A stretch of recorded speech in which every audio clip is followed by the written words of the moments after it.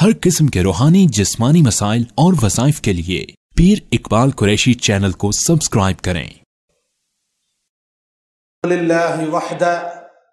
والصلاة والسلام علی من لا نبی بعد، اما بعد فاعوذ باللہ من الشیطان الرجیم، بسم اللہ الرحمن الرحیم۔ آج 14 اگست ہے 2022۔ ہماری مسجد مرکزی جامع مسجد الشیبی خانقاہ قریشیہ مورگا راولپنڈی میں ہر سال تقریب پرچم کشائی ہوتی ہے، اور ہم ایک میسیج جو ہے پوری دنیا کو دیتے ہیں کہ ملک پاکستان ہمارا ہے اور ہماری عزت، ہماری ساکھ صرف پاکستان کی وجہ سے ہے۔ اور آج ہمارے اس تقریب پرچم کشائی میں ہمارے ملک کی نامور سماجی شخصیت جناب فاروق کھوکھر صاحب تشریف لائے ہیں، اور ان کو میں نے اس لیے دعوت دی، ہمارا تعلق بہت قدیم ہے، بہت محبت کا تعلق ہے، ان کے پورے گھرانے کے ساتھ ہمارا تعلق ہے، لیکن صرف اس لیے ان کو دعوت دی کہ تقریب پرچم کشائی میں جب یہ شریک ہوں گے اور پرچم بلند ہوگا پاکستان کا، آج سب کے ہاتھوں سے اور ان کے ہاتھوں سے، ہم سب دعا بھی کریں گے، تو ایک میسیج ہم نے دنیا کو دینا ہے کہ ہم پاکستان کے پرچم کے نیچے سب ایک ہیں۔ یاد رکھیں، پاکستان اللہ کی نعمت ہے، جو دنیا میں جاتا ہے واپسی پہ اسے قدر آتی ہے کہ یہ پاکستان واللہ اللہ کی نعمت ہے۔ پاکستان کی قدر کرنا یہ ہمارے لیے اشد ضروری ہے۔ پاکستان کی اگر قدر نہیں کی، اور پاکستان آج کس طرح برے مسائل کے اندر الجھا ہوا ہے، یہ ملک بنا کس نام سے تھا؟ دنیا میں ایک واحد ملک ہے جو اسلام کے نام پہ بنا ہے، اور اس ملک کے لیے قربانی کا آغاز کہاں سے ہوا؟ یہ قربانی 1947 کے دن نہیں ہوئی، بلکہ آپ تاریخ کا مطالعہ کریں، 1601 میں ایسٹ انڈیا کمپنی آتی ہے، وہاں سے قربانی شروع ہوتی ہے، اور پھر جب برِ صغیر پر فرنگی کا قبضہ مضبوط ہوتا ہے، جب ایسٹ انڈیا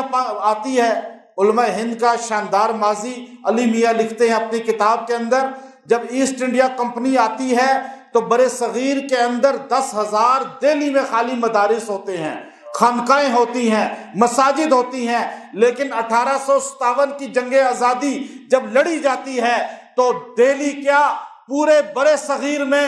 ایک مدرسہ بھی نہیں بچتا، مساجد ڈھا دی جاتی ہیں، مسلمانوں کو زبردستی عیسائی ہندو بنایا جاتا ہے، مسلمان اپنے مردوں کو امانتاً دفن کر کے وہاں کتبہ لگا دیتے ہیں کہ اس کا جنازہ کوئی پڑھنے والا نہیں ملا، اگر کوئی اللہ والا گزرے تو اس قبر پہ جنازہ پڑ جائے۔ یہ حال ہو گیا تھا کہ علماء کو قتل عام، خانقاہیں تباہ، مدارس ڈھا دیے گئے، اور شاہ ولی اللہ رحمۃ اللہ علیہ نے فتوی جہاد بلند کیا، آپ کے بیٹے شاہ عبدالعزیز نے فتوی جہاد بلند کیا، سلطان ٹیپو سراج الدولہ میدان میں نکلے، شہید کر دیے گئے، پھر اس کے بعد شاہ اسماعیل شہید، سید احمد شہید، پھر مولانا حاجی امداد اللہ مہاجر مکی شاملی کے محاذ پر 1857 کی جنگ آزادی بالآخر لڑی گئی، علماء سارے ایک پلیٹ فارم پر، لیکن سارے علماء لڑنے کے لیے نکلے، لیکن غداری کی وجہ سے علماء قتل ہو گئے، شہید ہو گئے، یا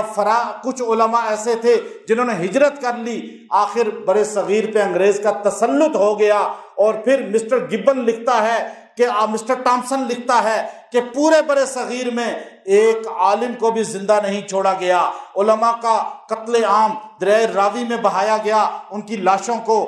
آپ دیکھیے۔ جب اس کے بعد مولانا حسین احمد مدنی رحمۃ اللہ علیہ کراچی کے خالق دینہ ہال میں جب تحریک خلافت چلتی ہے 1914 میں، تو آپ کو گرفتار کیا جاتا ہے، آپ کو انگریز جج کی عدالت میں پیش کیا جاتا ہے، آپ عدالت کے کٹہرہ میں کھڑے ہوتے ہیں، اس وقت آپ کے دائیں طرف مولانا محمد علی جوہر ہوتے ہیں، بائیں طرف مولانا شوکت ہوتے ہیں، اس وقت انگریز جج پوچھتا ہے حسین احمد تم نے 18 سال رسول اللہ کے روزے پہ بیٹھ کر سامنے درس دیا ہے۔ اسلام کی تاریخ میں ایسا عالم آپ کو امام مالک کے علاوہ کوئی نہیں ملے گا جس نے گنبد خضرا کے سائے میں قبر مبارک رسول اللہ کے سامنے 1 سال نہیں 18 سال حدیث پڑھائی ہو۔ وہ حسین احمد جب جہاد کا انگریز کے خلاف ملک پاکستان کے بنانے کا فتویٰ جہاد جاری کرتے ہیں تو آپ کو گرفتار کیا جاتا ہے۔ آپ خالد دینہ حال کراچی میں انگریز جج کے سامنے پیش ہوتے ہیں۔ وہ کہتا ہے بتاؤ کیا تم نے فتویٰ جہاد دیا ہے؟ انگریز کی نوکری حرام ہے، انگریز کی بھرتی حرام ہے، اور اسلام کے نام پر ملک پاکستان بنانا، پاکستان کا قیام کرنا، نام تو ابھی تجویز نہیں ہوا تھا لیکن الگ ریاست کا قائم کرنا، کیا فتویٰ دیا ہے؟ تو آپ نے فرمایا دیا نہیں، دیتا بھی رہوں گا۔ اس نے کہا انجام جانتے ہو؟ مولانا جوہر نے، مولانا شوکت نے مولانا مدنی کے پیروں پہ ہاتھ رکھ دیا، کہا حضرت نرمی کر لیں، سامنے ان کے تمام گرفتاری کے لیے آ چکے ہیں، جج کا قلم اس کے ہاتھ میں ہے، ابھی قلم چلے گا سزائے موت ہو جائے گی، آپ بغاوت کے کیس میں پھنس جائیں گے۔ آپ نے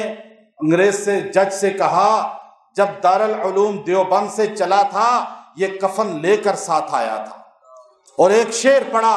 جو آج بھی کتابوں میں موجود ہے، لیے پھرتی ہے بلبل چونچ میں گل، شہید ناز کی تربت کہاں، کھلونا سمجھ کے نہ برباد کرنا، ہم بھی کسی کے بنائے ہوئے ہیں، فرنگی کی فوج میں حرمت کے فتوے سرے راہ چل کے دکھلائے ہوئے ہیں، شجر آزادی کو خون دے کے سینچا کہ پھل اس کے پکنے کو آئے ہوئے ہیں۔ آپ نے یہ اشعار کے پھل پکے نا، علامہ اقبال آئے، خواب دیکھا، قائد اعظم رحمۃ اللہ علیہ آئے، انہوں نے اس ملک کے لیے کس طرح قربانیاں دی، ہمارے علماء نے، ہمارے اکابر نے، یہاں تک کہ قائد اعظم رحمۃ اللہ علیہ مولانا تھانوی رحمۃ اللہ علیہ سے ہمیشہ رابطے میں رہے۔ پھر یہ ملک پاکستان ایک بندہ نہیں بلکہ کروڑوں انسانوں کی قربانیوں سے بنا، ہمارے جانے گئیں بڑوں کی، ہمارے گھروں کو لوٹا گیا، عورتوں کی عصمتیں دریاں ہوئیں، اس ملک کو صرف اسلام کے نام پہ بنایا گیا۔ ایک نعرہ قائد اعظم کا تھا، وہ سارے لگا لیں، پاکستان کا مطلب کیا؟ پاکستان کا مطلب کیا؟ اب یہ لا الہ الا اللہ اس ملک میں آ جائے، یہ 14 اگست کو تجدید عہد ہوتا ہے۔ یہ ملک ہم نے، ہمارے بڑوں نے بنایا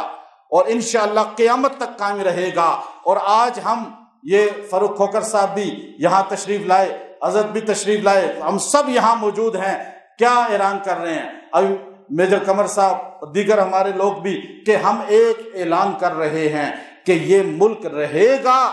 اس ملک کو تباہ کرنا، اس ملک کو نقصان دینا، اس ملک کو زوال کی طرف لے جانے والے، سوچنے والے تباہ و برباد ہو جائیں گے، کیونکہ یہی ملک ہے جو اقوام مسلم کی نظروں میں ہیرو ہے۔ آج دنیا کے سارے مسلمان صرف پاکستان کا نام لیتے ہیں اور اس کو ایٹمی طاقت مانتے ہیں۔ ہماری آرمی ہو، ہمارے ادارے ہوں، ہمارے ملک کے مسلمان سارے ہوں، ان کا ایک ہی مشن ہے کہ ملک کا دفاع کرنا ہے۔ اور علماء، مدارس، مساجد، خانقاہیں، تبلیغی جماعت، دیگر جماعتیں، مشائخ کی، یہ سارے ملک کے بہت بڑے محافظ ہیں، اور ہمارے سیاستدانوں کو اللہ ہدایت دے دے۔ ہمارے ان چند جو لوگ اداروں میں مختلف جگہ بیٹھے ہوئے ہیں، چاہے کسی بھی ادارے میں، جو ملک کو لوٹ رہے ہیں، ملک کو زوال کی طرف لے کے جا رہے ہیں، ہم دعا کرتے ہیں اللہ ان کو ہدایت دے دے، اور انشاءاللہ ملک رہے گا اور قیامت تک رہے گا، یہاں کلمہ بلند ہوتا رہے گا، اور انشاءاللہ یہ ملک ایمان کا مرکز ہے، رہے گا۔ وآخر دعوانا ان الحمد